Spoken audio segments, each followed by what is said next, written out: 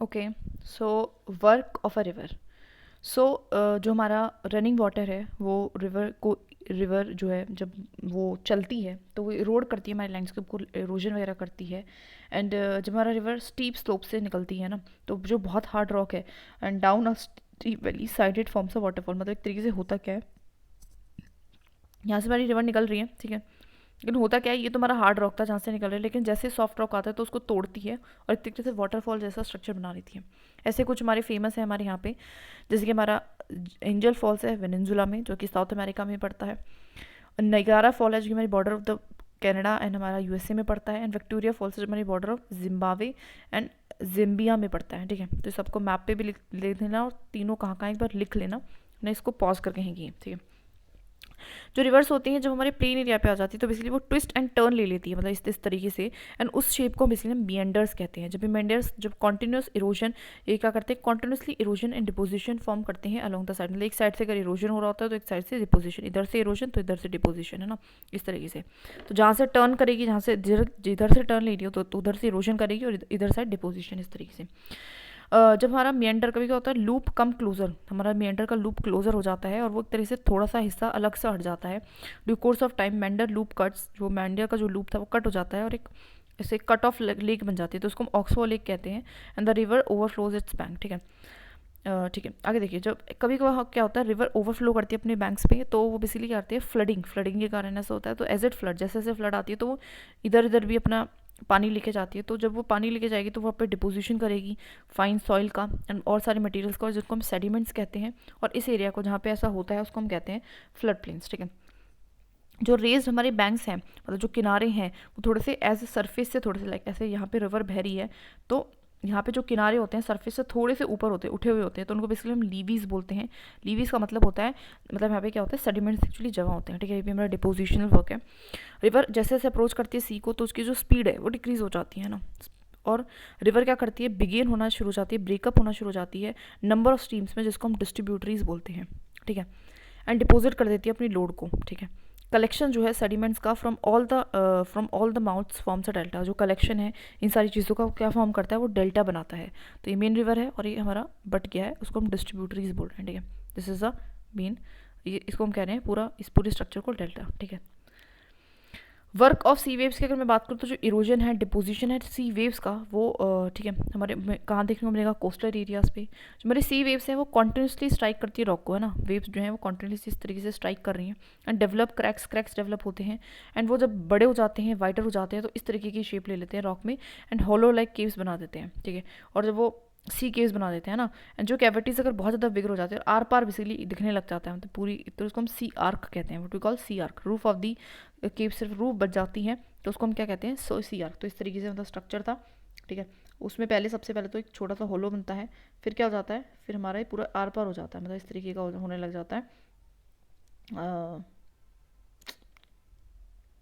अरे यार,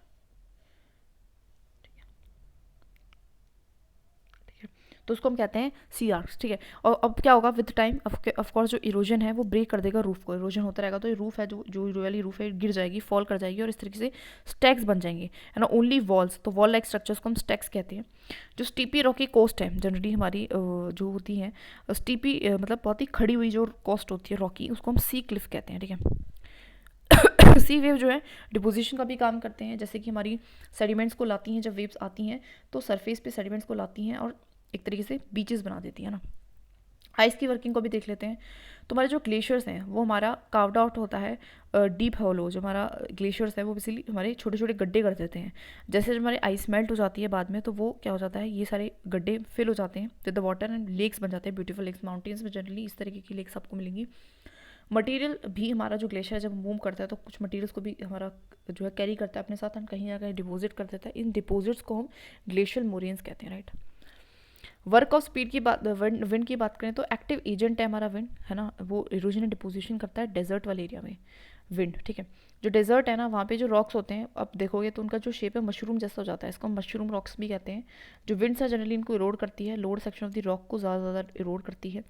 stops blowing, sand falls and get deposited in low hill like structures, ठीक है। कुछ समय बाद क्या होता है कि ये ब्लो होना रुक जाती है ना, स्टॉप ब्लोइंग, एंड सैंड क्या है, फॉल हो जाता है, गिर जाता है। ऑफकोर्स है ना, लो, और वो कुछ हिल लाइक छोटे छोटे पहाड़ों जैसा स्ट्रक्चर बना देते हैं, उनको हम सैंड ड्यून्स कहते हैं। Such sand is deposited in large areas, बहुत बड़े अगर एरियाज में ऐसा होता है तो उसको हम लोइस कहते हैं। क्या कहते हैं? LOESS, इसको ध्यान रखना। चाइना में आपके लार्ज डिपोजिट्स ऑफ लॉइस मिलेंगे, बस चाइना जो हमारा वेस्टर्न पार्ट ऑफ चाइना है ना इधर वाला, इसमें डेजर्ट है बेसिकली, है ना, इस वजह से यहाँ पे आपको लॉइस देखने को मिलेंगे। ठीक है, आगे आते हैं नेक्स्ट चैप्टर पे, चैप्टर नंबर 4, एयर।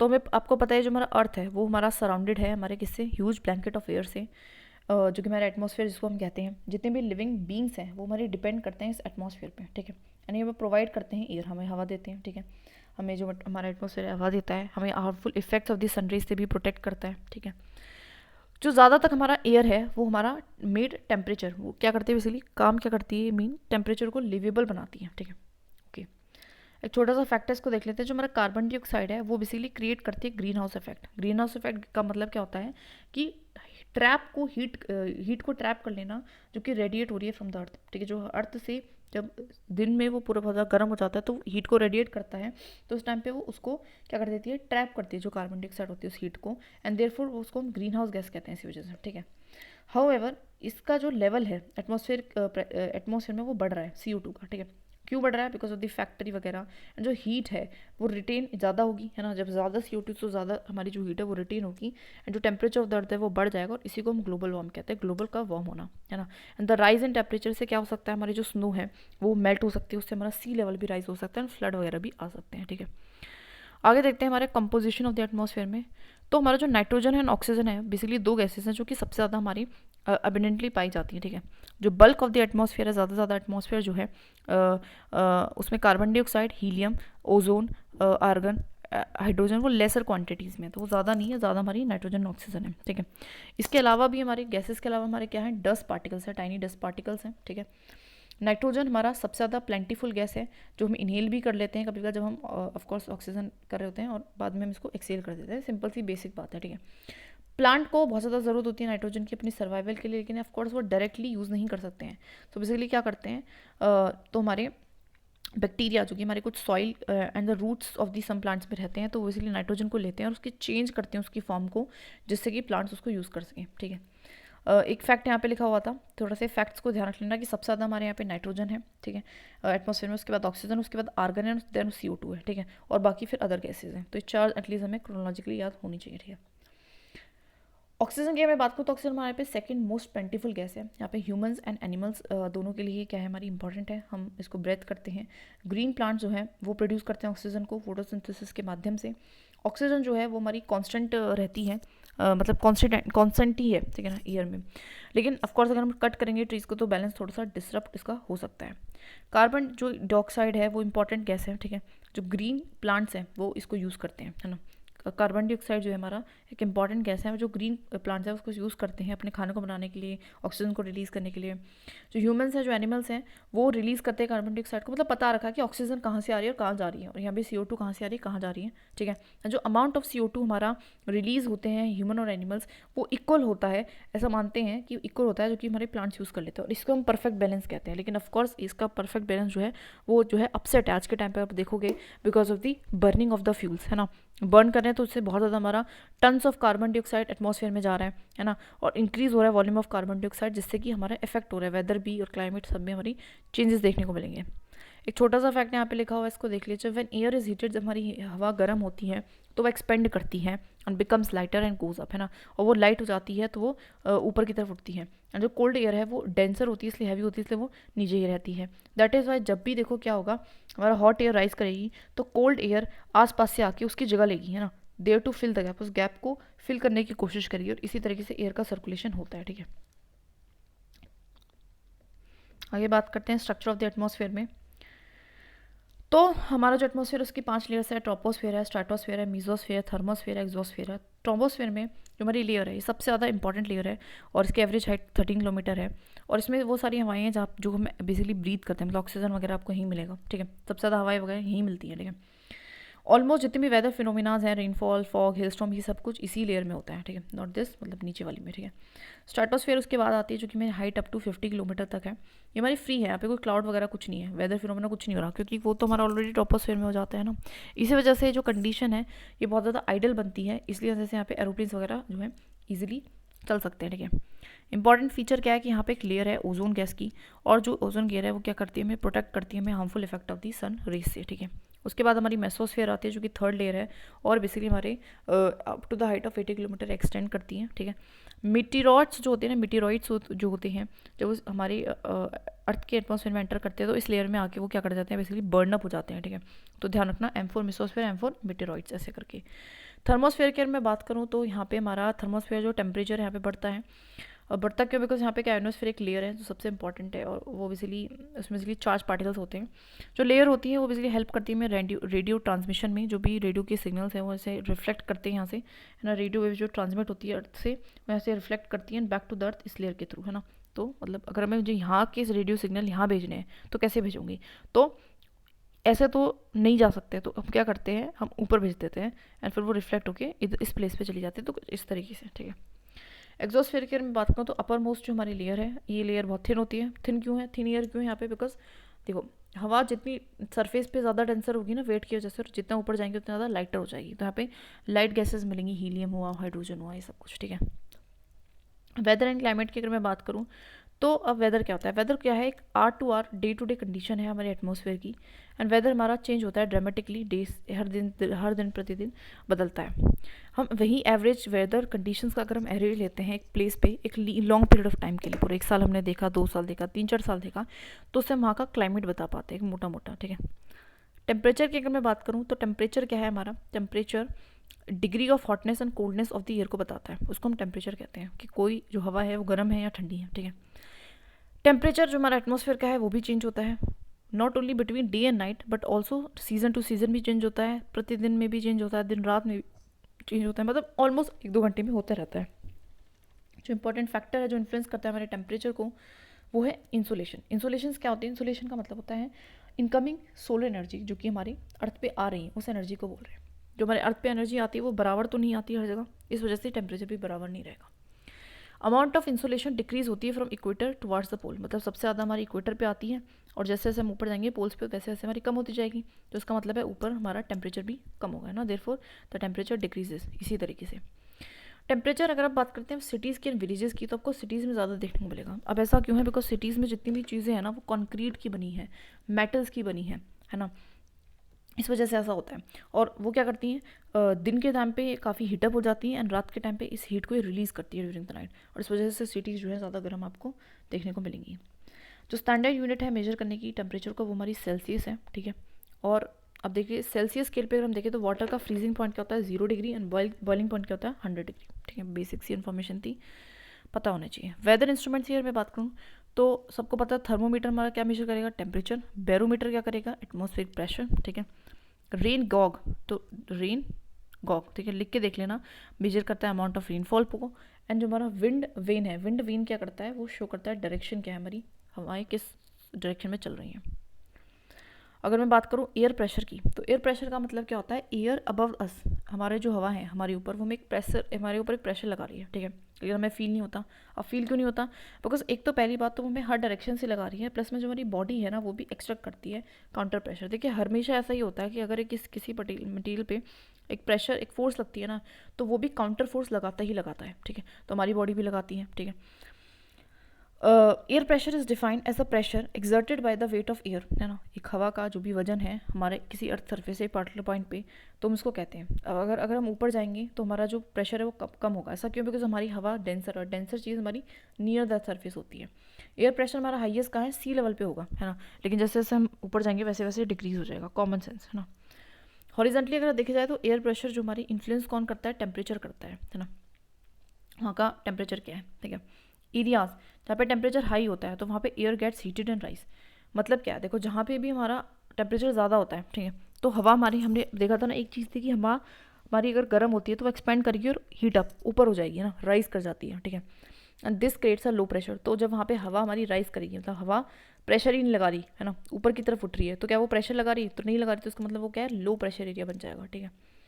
अब उसका उल्टा लगा लो, है ना, तो लो प्रेशर बेसिकली एसोसिएट होता है यहाँ पे cloudy skies and wet weather होंगी। अब सिंपल सी बात है, जब हमारी ये गर्माहट निकलती है जहाँ पे लो प्रेशर बनता है, तो जब ये हवाएं गर्म ऊपर जाएंगी तो क्या करेंगी, जाके हमारे क्या बनाएंगी, ये हमारे क्लाउड्स फॉर्म करती हैं। तो यहाँ पे लो प्रेशर वाले एरियाज पे आपको क्या देखने को मिलेगा, cloudy sky and wet weather, ठीक है। लेकिन ऐसे एरिया जहाँ पे लोअर टेम्परेचर है, कम टेम्परेचर है, कम टेम्परेचर तो हवाएं यहाँ पे सिंक करती हैं, तो air is cold, so therefore heavy, तो हैवी एयर सिंक करेगी, तो यहाँ पे प्रेशर ज़्यादा होगा क्योंकि हवा इस तरीके से है ना, ये सरफेस है, तो सरफेस की तरफ जो है हवा बैठ रही है, तो यहाँ पे एयर प्रेशर ज़्यादा होगा ऑफकोर्स, तो उसको हम हाई प्रेशर एरिया कहते हैं। और यहाँ पे हमारा क्लियर एंड सनी स्काइज होती हैं, तो बिकॉज यहाँ पे कन्वेक्शन मतलब करंट्स तो उठ ही नहीं रहे हैं, वार्म एयर तो राइज नहीं हो रही, तो यहाँ पे क्लाउड्स बनेंगे ही नहीं, है ना, यहाँ पे क्लाउड्स नहीं बनेंगे, सिंपल। एयर ऑलवेज मूव करती है high pressure to low pressure area, तो ये तो हमने देख ही रखा है, ठीक है। तो जो बेसिक यहाँ से पढ़ाया था ना, ये बहुत इंपॉर्टेंट था, और प्लीज़ इसको दोबारा से लिख लेना, है ना, राइट इट डाउन कि क्यों ऐसा हो रहा है और कहाँ पे क्लियर स्काई है, कहाँ पे क्लाउडी है। विंड की अगर मैं बात करूँ, विंड क्या है, wind is a movement of air from high pressure से लेकर लो प्रेशर एरिया पे हमारी जो विंड है वो मूव करती है, ठीक है। अब देखो जो विंड्स है उसको हमने क्लासीफाई कर रखा है 3 कैटेगरीज में। तो एक तो हमारी परमानेंट विंड्स हैं, जो जिसको हम जनरली पढ़ते हैं, ठीक है। इसमें हमारी ट्रेड विंड्स होती हैं, वेस्टर्लीज होती हैं, ईस्टर्लीज होती हैं, एंड ये बेसिकली हमारी कॉन्स्टेंटली ब्लो करती हैं थ्रू आउट द, मतलब इसी डायरेक्शन में जनरली ये चलती हैं, ठीक है। जनरल व्यू है, ठीक है। हमारा इक्वेटर है, ठीक है, तो इक्वेटर है, तो इक्वेटर ऊपर से यहाँ से इधर हवा चलती है, इनको हम कहते हैं trade winds, north east trade winds, क्योंकि नॉर्थ में ईस्ट की तरफ से आ रही है, ये हमारे साउथ ईस्ट ट्रेड विंड्स हैं, ये हमारी साउथ में ईस्ट की तरफ से आ रही है, ठीक है। Tropic of cancer to equator, ठीक है, इनको हम ट्रेड विंड्स कहते हैं, ठीक है। जो ऊपर है सब ट्रॉपिकल हाई प्रेशर से हमारी इधर की तरफ जाती है, तो हमारी होती है वेस्टर्लीज, वेस्ट से आ रही हैं, और हमारी होती हैं वेस्टर्लीज, है ना, वेस्ट से आ रही हैं ये भी, एंड ये हमारी होती है ईस्टर्लीज, ईस्ट से आ रही हैं, ठीक है। सिंपल, ज़्यादा कुछ है नहीं। ये वैसे डायग्राम है, इस डायग्राम को प्लीज़ थोड़ा सा बना के थोड़ा सा देख लेना, है ना। This diagram needs to be done very like maturely. तो ये हमारी ईस्टर्लीज है, ठीक है। पोलर ईस्टर्लीज क्यों है, हाई प्रेशर लो प्रेशर पता ही है, यहाँ पे हमारा लो प्रेशर बनेगा, यहाँ हाई प्रेशर, यहाँ लो प्रेशर, और हवाई कैसे चलेंगी, high pressure to low pressure, high pressure to low pressure, high pressure to low pressure, इस वजह से इसको ड्रॉ कर लेना प्लीज़, है ना। हवा में वैसे भी बहुत कन्फ्यूज रहती हूँ। सीजनल विंड्स क्या होती है, मतलब कुछ नहीं, जब विंड चेंज होती है डायरेक्शन डिफरेंट सीजन्स में, ऐसा एग्जाम्पल इसका सबसे अच्छा मानसून ही है, ठीक है। जनरली हमारी हवाएं ऐसे चलती हैं, लेकिन मानसून आने पे ऐसे चलने शुरू हो जाती है। लोकल विंड्स की अगर मैं बात करूँ तो ये only during a particular period जो है डे या ईयर में चलती हैं छोटे से एरिया में, for example land breeze, sea breeze हो गए। और अगर आप देखोगे तो hot and dry local winds आपकी नॉर्दर्न प्लेन्स पे चलती हैं इंडिया में, उनको हम लू कहते हैं गर्मियों के टाइम पे, है ना। साइक्लोन वगैरह हम नहीं पढ़ेंगे। आगे आते हैं मॉइस्चर। जो वाटर है ना वो हमारा इवोपरेट करता है, ठीक है, एंड उसके बाद वो वाटर वेपर बन जाता है, तो बहुत ही बेसिक सी चीज़ है। क्यों, बिकॉज देखो यहाँ पे लिक्विड में हुआ, है ना, लिक्विड वाटर इवोपरेट हुआ गैस की फॉर्म में, एंड उसके बाद वो वेपर बन गया। लिक्विड फॉर्म क्यों हो गया, बिकॉज टेम्परेचर गिर गया, जैसे जैसे ऊपर गए तो वाटर वेपर बन जाएगा। Moisture in the air at any time is known as, जितना मॉइस्चर हमारी हवा में होता है उसको हम ह्यूमिडिटी कहते हैं, ठीक है। एयर अगर फुल ऑफ वाटर वेपर है तो उसको हम ह्यूमिड डे बोल देते हैं, ठीक है। एयर गेट्स वार्मर, अगर हमारी हवा गर्म होती है तो उसकी जो capacity to hold water vapour है वो इंक्रीज हो जाती है। ऐसा क्यों है, बिकॉज हवा गर्म होती है मतलब एक्सपेंड होती है, अगर एक्सपेंड होगी तो ज़्यादा स्पेस करेगी, तो ज़्यादा स्पेस मतलब ज़्यादा ही वो जो है वेपर को कैप्चर कर सकती है, सिंपल सी बात है, ठीक है। वाटर वेपर राइसेस, जैसे जैसे वाटर वेपर ऊपर जाता है इट स्टार्ट्स कूलिंग, वो ठंडा हो जाता है और कंडेंस होना शुरू हो जाता है, एंड फॉर्म कर देता है ड्रॉपलेट्स ऑफ वाटर को। क्या फॉर्म कर देता है, ड्रॉपलेट्स ऑफ वाटर को वो फॉर्म कर देता है, ठीक है। तो clouds are just masses of, clouds क्या है बेसिकली, उन्हीं वाटर ड्रॉपलेट्स के, बहुत सारे वाटर ड्रॉपलेट्स जब इकट्ठे होते हैं तो क्लाउड्स फॉर्म करते हैं। जब ये सारे ड्रॉपलेट्स ऑफ वाटर हैवी हो जाते हैं, अब ज़्यादा वो एयर में रुक नहीं सकते, तो फिर वो प्रेसिपिटेशन की फॉर्म में नीचे आ जाते हैं, ठीक है। प्रेसिपिटेशन जो है हमारे come down to the earth in liquid form, अगर लिक्विड फॉर्म में आती है तो उसको हम रेन कहते हैं। जितना हमारा ग्राउंड वाटर है ना बेसिकली रेन वाटर से ही आता है, बेसिक सी चीज़ है, ठीक है। और द बेसिस ऑफ मैकेनिज्म पे देखें तो there are 3 types of rainfall होती हैं, कन्वेंशनल, ओरोग्राफिक एंड साइक्लोनिक। देखो एक्सप्लेन तो करनी रखी लेकिन फिगर में देख लेते हैं। कुछ नहीं है, साइक्लोनिक का मतलब क्या होता है कि यहाँ पे गर्मी थी, लो प्रेशर था, ठीक है, तो यहाँ से हवाएं उड़ी तो कोल्ड एयर ने यहाँ पे क्या ले लिया, जगह ले ली, और इस तरीके से फिर ये इस तरीके से राउंड होनी शुरू हो गई, ठीक है, तो उसको हम कहते हैं साइक्लोनिक रेनफॉल। ओरोग्राफिक क्या है, रिलीफ रेनफॉल, मतलब माउंटेन का एक हिस्सा जिसपे हमारी बारिश ज़्यादा होती है। ऐसा क्यों है, बिकॉज वहाँ पे देखो क्लाउड्स थे, यहाँ पे पानी था, यहाँ पे मतलब वो था मॉइस्चर वगैरह, तो वो क्लाउड उसको ना वो नहीं कर पाए, जंप नहीं कर पाए, तो वो बारिश कर देते हैं एक साइड पे, उसको हम कहते हैं। कन्वेक्शनल कुछ नहीं है, वही हमारी गर्माहट थी तो ऊपर ऊपर गया, बादल उठा और बरस गया, दैट इज इट, इसको हम कन्वेंशनल कहते हैं, ठीक है। अदर फॉर्म्स ऑफ प्रेसिपिटेशन भी देखो होती हैं, स्नो, स्लीट, हेल। हेल मतलब ओले पड़ना, स्नो का मतलब तो मतलब पता ही है, स्लीट मतलब ऊपर तो टेम्परेचर नॉर्मली था, रेन जैसा था, लेकिन नीचे आते आते वो रेन ड्रॉप कन्वर्ट हो जाते हैं हमारी आइस में, तो उसको हम स्लीट कह देते हैं, ठीक है। स्नो में ऊपर नीचे हर जगह ही टेम्परेचर बराबर होता है, तो वहाँ पे स्नो की फॉर्म ले लेता है वो, ठीक है, इस तरीके से, ठीक है, दैट्स इट।